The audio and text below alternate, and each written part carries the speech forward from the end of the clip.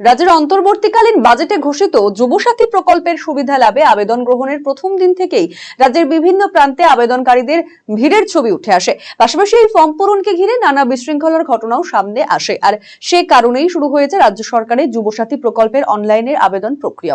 নির্ধারিত সময় মেনে রবিবার রাত থেকে আবেদনকারীরা নির্দিষ্ট পোর্টালে প্রবেশ করে নিজেদের নাম নথিভুক্ত করতে পারছেন।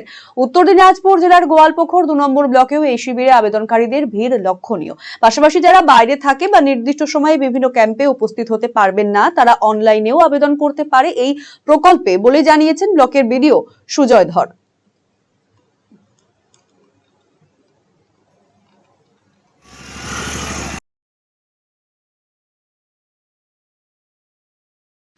যুবসাথী এটা তো আমরা ক্যাম্প 15 তারিখ থেকে 26 তারিখ করছি আমার ব্লক ক্যাম্পাসে।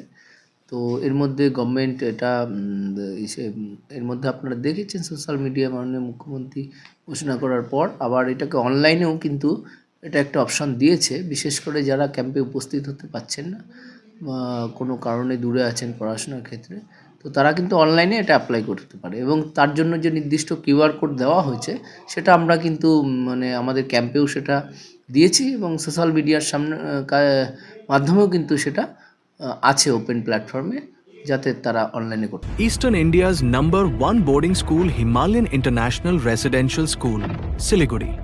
Separate AC hostel for boys and girls. 126-acre lush green campus. World-class sporting facilities. Admission open for session 2026-27. Hurry up. Limited seats. ভারতের সুবিখ্যাত বিগবুল কোম্পানির প্রাকৃতি ই-স্কুটার এখন আপনার জেলায়। নতুন প্রজন্মের নতুন সাথী, বিনা পেট্রোলে ব্যাটারি চালিত নানা মডেলের পরিবেশ বান্ধব এই ই-স্কুটারের উত্তর দিনাজপুর জেলার একমাত্র ডিস্ট্রিবিউটর পাল এন্টারপ্রাইজ। রায়গঞ্জের বারোদুয়ারি হাটের বিপরীতে এবং দুর্গাপুরের কুনোর হাটের কাছেই আপনি পেয়ে যাবেন প্রাকৃতি ই-স্কুটারের সুদৃশ্য শোরুম। এছাড়াও রায়গঞ্জের FCI মোড় ও উদয়পুরও রয়েছে আরো 2টি আউটলেট।